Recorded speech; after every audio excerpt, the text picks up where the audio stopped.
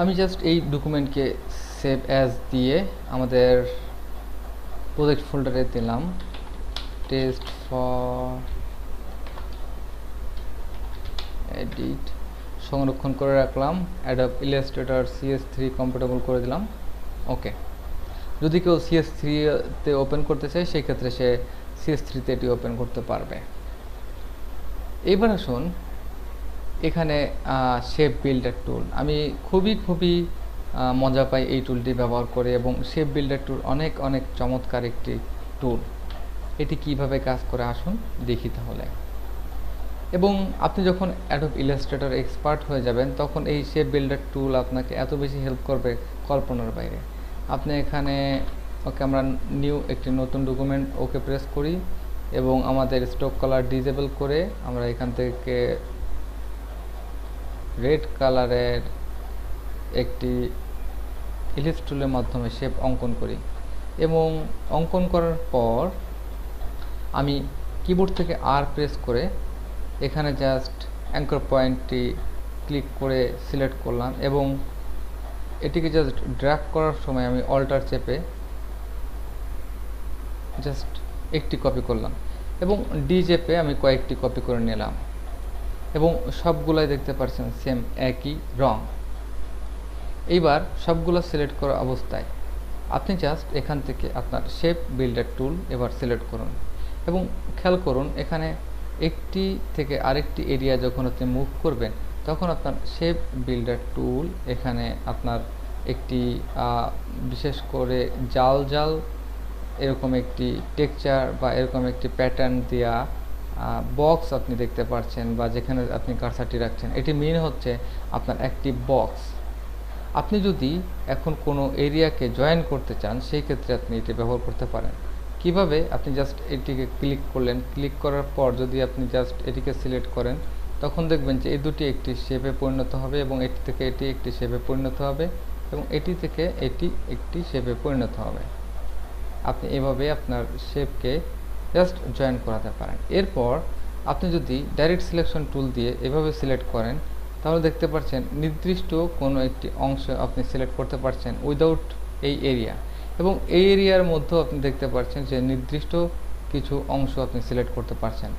আবারও আপনি সবগুলো সিলেক্ট করেন, সিলেক্ট করার পর আপনি যদি এখানে মার্জ করে দিতে চান সেই ক্ষেত্রে কীভাবে মার্জ করতে পারেন।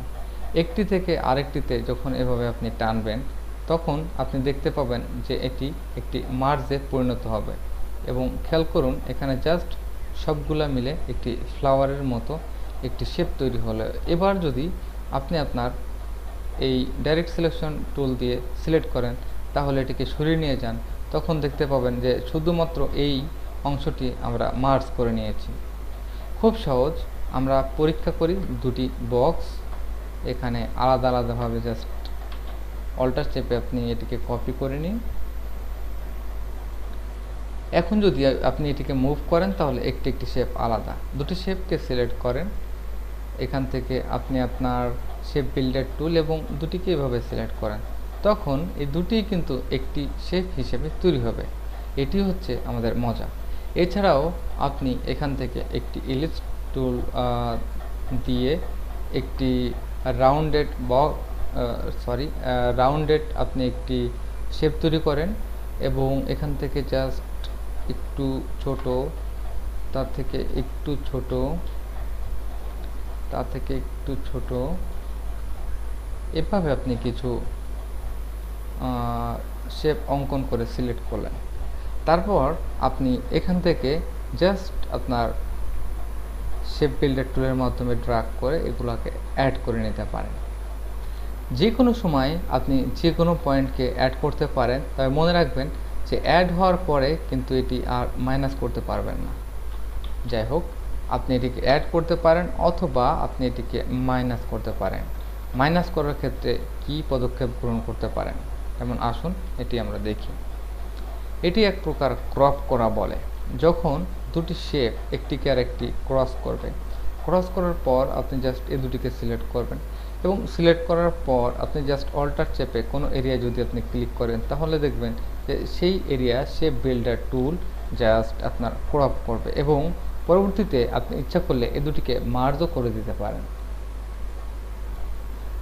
এবং মার্জ করলে কি হবে যে পুরা শেপটি আবার নতুন করে তৈরি হবে। আর আপনি যদি জাস্ট আপনি অল্টার চেপে যে কোনো এরিয়াকে আপনি এভাবে রিমুভ করে দিতে পারেন। তো অল্টার চাপলে সবসময় মনে রাখবেন শেপ বিল্ডার টুল আপনার এরিয়া মাইনাস করবে এবং নর্মাল অবস্থায় আপনি একটি থেকে আরেকটি জয়েন করে নিতে পারেন। শেপ বিল্ডার টুল খুব ডিফিকাল্ট কিছু না, ডবল ক্লিক করলে আপনি এখানে শেপ বিল্ডার টুলের একটি অপশন আপনি পাবেন।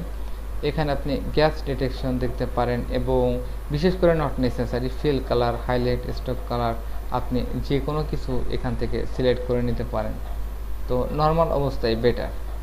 নেক্সট রয়েছে লাইভ পেইন্ট বাকেট টুল এবং লাইভ পেইন্ট সিলেকশন টুল। তো বিশেষ করে লাইভ পেইন্ট বাকেট টুলই বেশি ব্যবহার করা হয়ে থাকে। লাইভ পেইন্ট সিলেকশন টুলের ক্ষেত্রে শুধুমাত্র আপনি যখন আপনার কালারকে আপনি সিলেক্ট করবেন। আসুন নেক্সট আমরা লাইভ পেইন্ট বাকেট টুল নিয়ে আলোচনা করি। ধন্যবাদ।